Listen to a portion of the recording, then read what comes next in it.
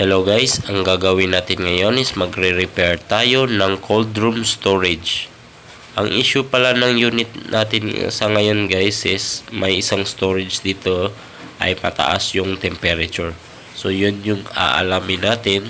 So ito pala yung mga control panel niya guys. Sa loob nito is yung ating mismong control, yung breaker, syempre yung contactor ng heater at mismong condensing unit natin.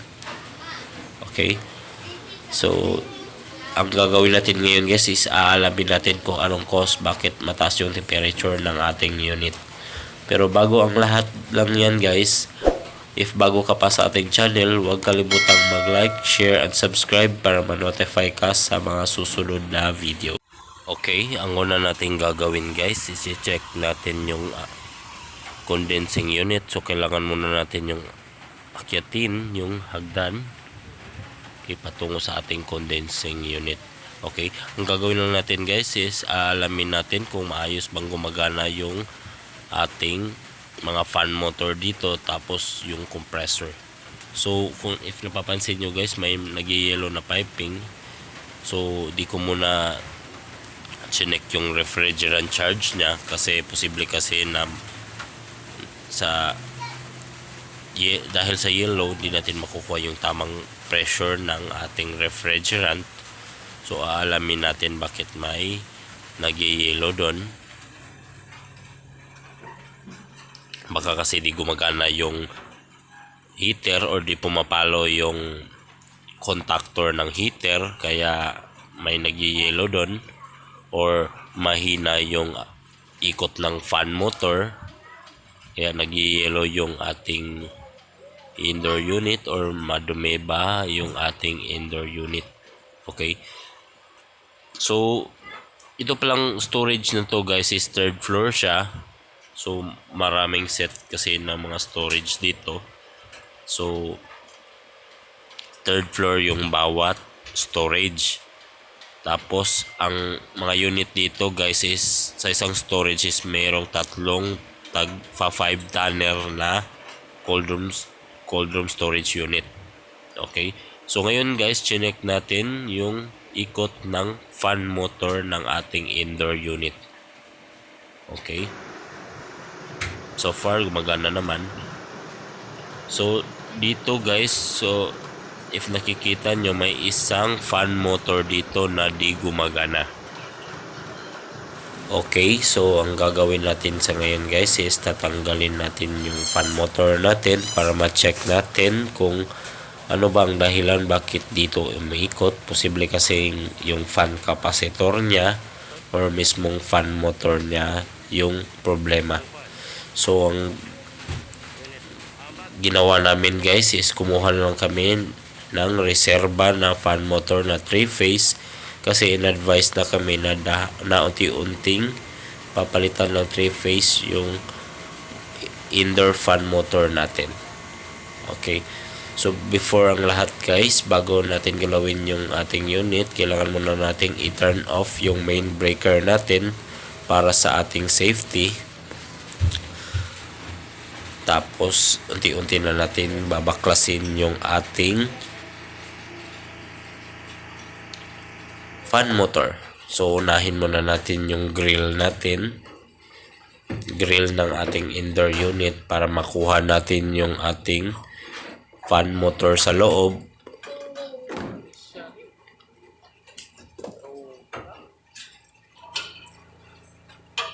Tapos yung mismong fan blade natin. Tapos kailangan din nating putulin yung line niya before natin makuha yung fan motor.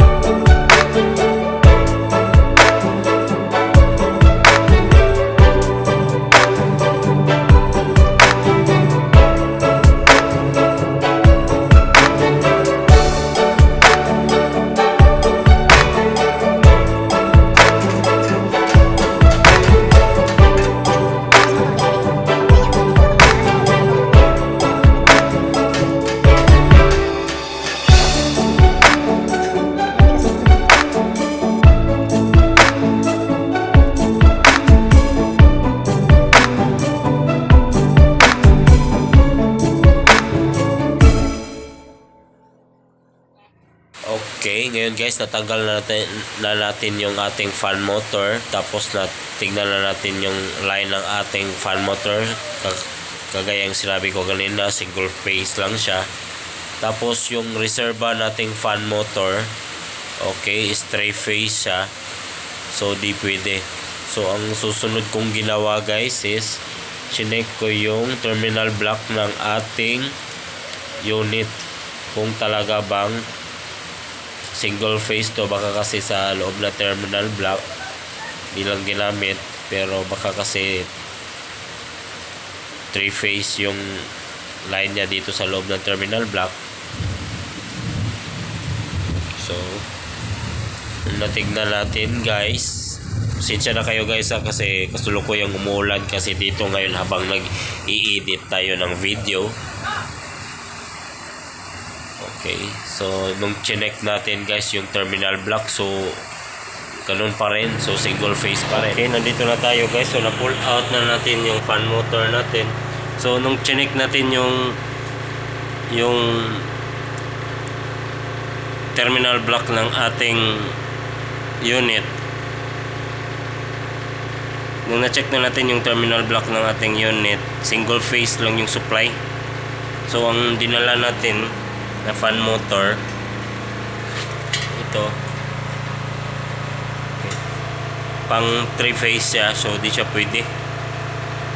Okay, so malaking trabaho pag gagawa pa tayo ng another line para sa 3 phase. So ang gagawin na lang siguro natin, maghahanap tayo ng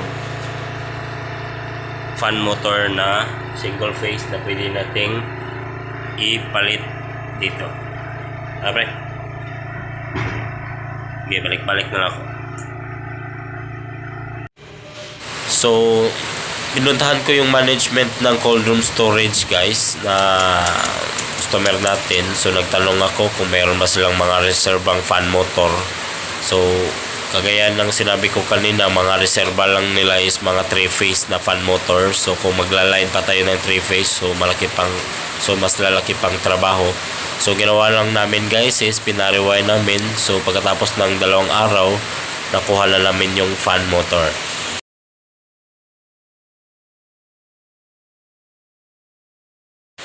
Okay, same sa pagtanggal natin guys, una nating ikakabit yung bracket or yung holder ng ating fan motor. Tapos yung mismong fan motor natin.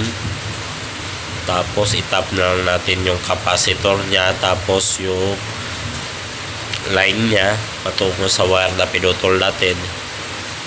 So ang kailangan lang mantayan dito guys, pag nag-tap kayo ng fan motor is dapat di baliktad yung ikot ng fan motor. Okay, so if ever baliktad siya, so pwede naman gawan nyo ng paraan. So for example, ang ginawang common mo is baliktad. For example, baliktad yung ikot ng fan motor mo. So ang ginawa mong auxiliary, yun yung susuplayan mo. Yung common mo is yan yung gawin mong auxiliary. Okay, so I hope nakuha nyo guys yung intention ko, kasi posible kasi baliktad yung ikot ng fan motor kasi baliktad yung auxiliary at common mo.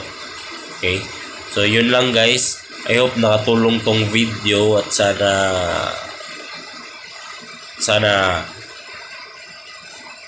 na mas marami pa tong matulungan na nagsisimula pa lang, or sa di pa masyadong familiar ng cold room storage.